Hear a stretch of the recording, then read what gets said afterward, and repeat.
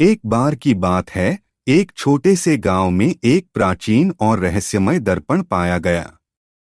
इस दर्पण के बारे में गांव के लोगों ने सुना था कि यह एक वैकल्पिक भयानक वास्तविकता दिखाता है।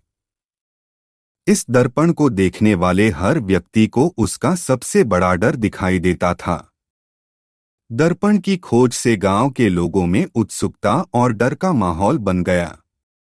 कुछ लोगों ने इसे एक बुरा शगुन माना, तो कुछ ने इसे एक चुनौती की तरह लिया।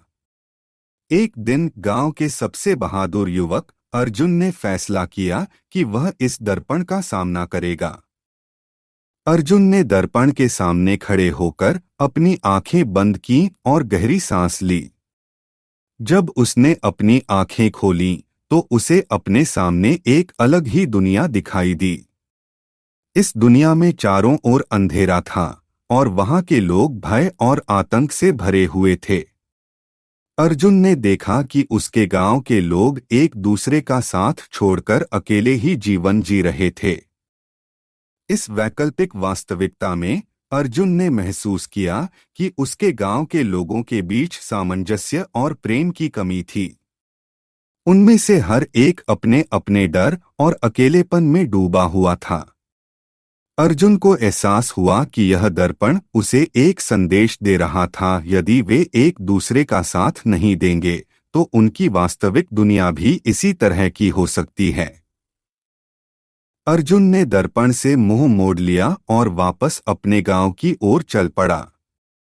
उसने अपने अनुभव को सबके साथ बांटा और उन्हें समझाया कि उन्हें एक दूसरे का साथ देने की आवश्यकता है। गांव के लोगों ने अर्जुन की बात समझी और एक दूसरे के प्रति सहानुभूति और प्रेम का भाव रखने लगे। धीरे धीरे गांव में सकारात्मकता और आपसी सहयोग का माहौल बनने लगा। लोगों ने अपने डर और अकेलेपन को दूर करने के लिए एक दूसरे का साथ दिया। और इस तरह वह प्राचीन दर्पण, जो कभी एक डरावनी वास्तविकता दिखाता था, अब एक सीख का प्रतीक बन गया।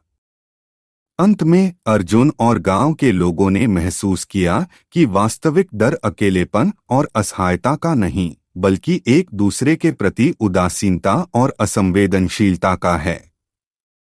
उन्होंने यह भी सीखा कि सच्ची ताकत एकता और परस्पर समर्थन में निहित है। और इस तरह वह दर्पण, जो कभी एक आतंक का प्रतीक था, अब गांव के लोगों के लिए आशा और संगठन का प्रतीक बन गया।